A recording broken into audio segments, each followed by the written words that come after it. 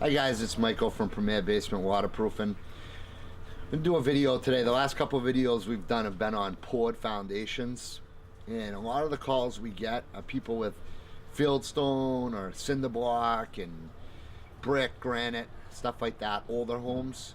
We're in southern New Hampshire today, and it's a turn of the century house, and the homeowner called. He had leaking fieldstone. So he's getting water in the basement. We came out and looked at it. So we're doing a drain install with a sump pump today.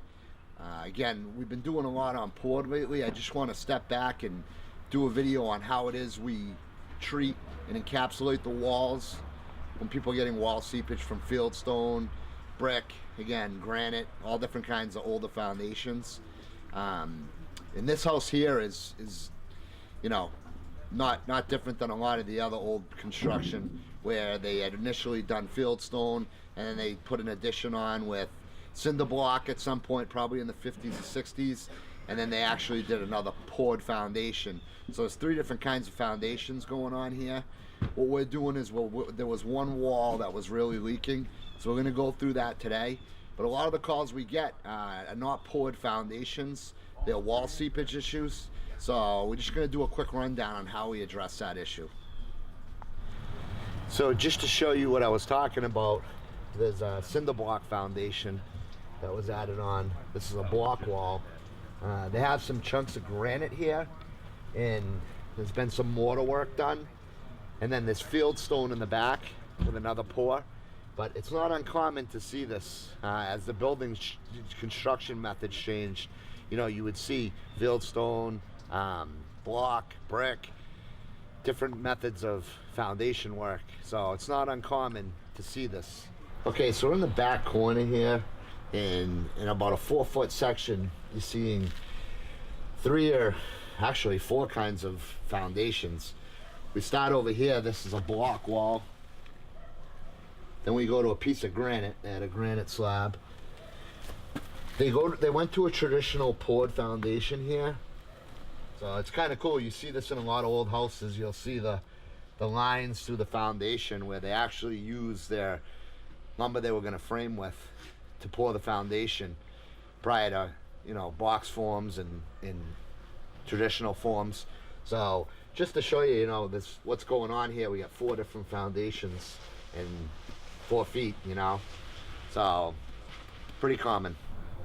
Okay, so we're gonna go downstairs in a minute. I just wanted to point out one of the things that the homeowner was complaining about when they called was that water was coming down the stairs and under the doorway.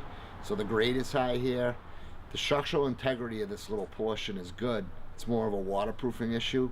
But to keep the cost of the job down, what we did is we put a piece of trench drain across the bottom of the door so that any water, that seepage that was to make its way in, will go right into that drain system and be fed in. So let's go downstairs and take a look. All right, so we're downstairs now. I just want to walk you through what it is we did here. The crew just laid the concrete, so that's still setting up. What we did is we've encapsulated this wall. This is a fieldstone wall with a vapor barrier. So this is brought down. We seal it, and I'm going to walk you through how it actually feeds into the drain system. This is the trench drain I was telling you about. This will catch all the water at the base of the stairs. But let's walk through. Like I said, they just concreted, so it's still wet. But this is the vapor barrier.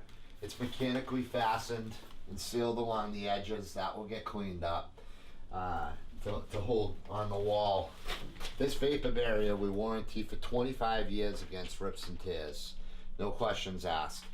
This stuff's pretty mean. So moving right along, on our systems we put 3-inch flush ports in. That can be used, the cap comes off of this, and we'll use that down the road to flush out the drain system to keep it clear of any debris. It can also be used for dehumidifier drain ports. We can tap a little hole in it and a dehumidifier can be drained into it. But really this is a sealed system and we want access to be able to flush it out. So one of the things I really want to focus in on this video that I can't stress enough is a lot of people call and they get misinformed on where the drainage should be placed. proper basement drainage strategy is to place the bottom of the footing. This is a 4-inch drain. Some companies will tell you it should be put on the top of the footing. Some companies will tell you that it should be put at the side of the footing. Proper placement for drainage is at the bottom of the footing. If you see here, we've surrounded this in 3/4 trap stone. There was a lot of sand here, sandy material, so we've put some filter fabric in place to stop that from getting into the system. So we've kind of tied everything down. But it's really important to place your drainage at the bottom of the footing. You know, franchise companies, it's faster and easier. The higher you go, the cheaper it is. It's less material, it's less jackhammering, it's less fill you have to bring in, it's less concrete you have to put down. But the proper way to set this is at the bottom. So we always set our drainage at the bottom of the footing. Not on the side, not in the middle, not 3/4 of the way, at the bottom of the footing. That's how you alleviate hydrostatic pressure, and that's where a proper drainage system should always be placed. So everything's fed down to the drain system, which is placed at the bottom of the footing. So a big thing with the basin itself is that we want it to be airtight. We've really mastered this. We want it airtight from smell. Some people have radon in their house. Humidity can lead to dampness and that mildewy smell, so we want it completely airtight. So what's going to happen is we're going to actually put a seal on this. In this basin, this is actually the basin that will get put in. It's completely airtight, right down to the wire components. If you can see, we've actually sealed the wire components to almost 100%. Never get 100% completely, but this is almost completely airtight, as about as airtight as it's going to get. So that's really a big focus of ours, is to keep everything airtight, to keep down the humidity, the smell, odor, and like I said, a lot of people have radon. So our Premier Basement Waterproof, and we take a lot of pride that we're using the best sub pump on the market. The sub pump is the engine that drives the system. Your system's only as good as your sub pump. One of the things we found with traditional sub pumps was they were made out of cast iron. Anytime you put something cast iron in water, humidity, a moist climate, it's going to rust out over time. Also, the exertion from a sub pump, the most amount of exertion it has is that initial burst. So they were cycling so much that people saw high electric bills. They saw the pumps burning out quicker. So what we did is we went to an ion sub pump. I want to show you, this is a traditional sub pump which we pulled. This is a 1/3 horsepower. We see these in a lot of basements. It's not very corroded yet. It's actually a newer pump, but the trip switch is gone. So this relies on, you know, a switch to tell it when to go on and off.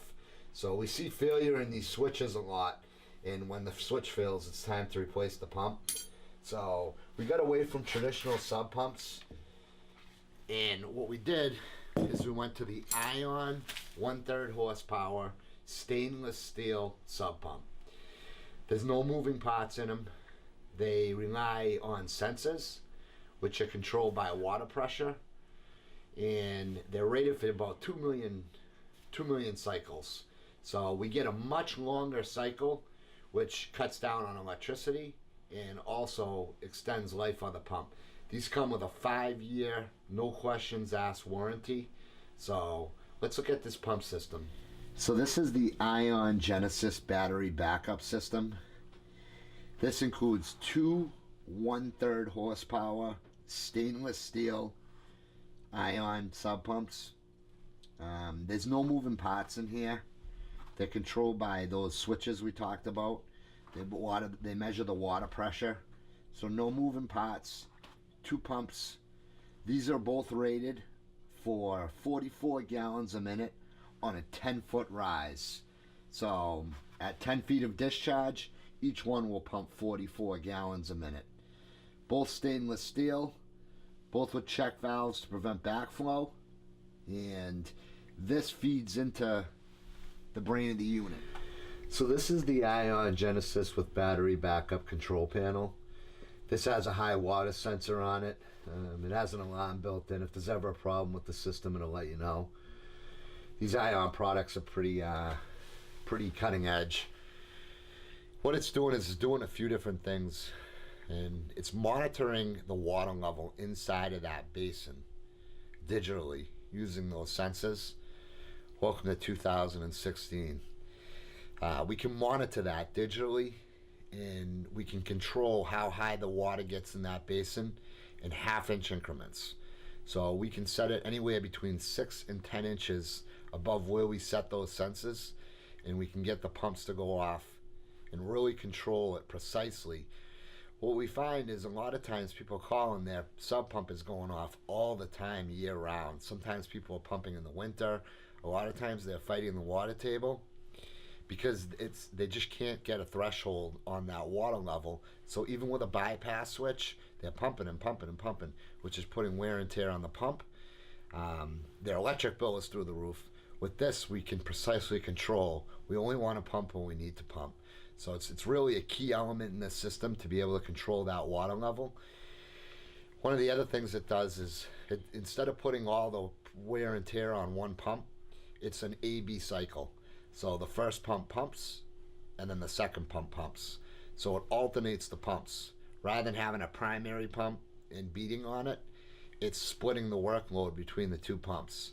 So it's really cutting edge, and we found that this was the best system on the market, and that's why we use the Ion system. So the last component I want to talk about in this system is the battery backup. Battery backups are so important because the last thing we want is a customer with a power outage in a wet basement. We're big advocates of battery backups. What we're using is obviously the Ion Storm Pro ACI. This has 2 batteries. The big piece of this is the inverter box. This is monitoring how much juice is in those batteries and keeping them at 100%. But this converts, when the power goes out, the control panel tells this box to kick on. And what it does is the inverter box starts converting power from DC to AC, which is huge. In traditional battery backups, as the battery starts to drain, the performance of the pump goes down. With this, we can stay true. With the power on, we're at 44 gallons a minute, and with the power off, we're at 44 gallons a minute, and that's on a 10-foot rise. So we see no drop in the performance of our pump with the battery backup. They have a great lifespan, and they'll keep your basement dry in the event of a power outage. At Premier Basement Waterproofing, we want every single one of our customers to be happy. That's why every system we install is backed by a 100% transferable lifetime warranty. Wherever we set drainage, we stand behind you. We'll never have water again. The vapor barrier comes with a 25-year warranty. We pride ourselves on being transparent on the work we do, and we're always available to answer questions. A lot of people don't know where to begin when it comes to basement waterproofing. We're never too busy to sit down with potential or existing customers and answer questions. We look forward to meeting with you. Feel free to call us anytime, and thank you for watching this video.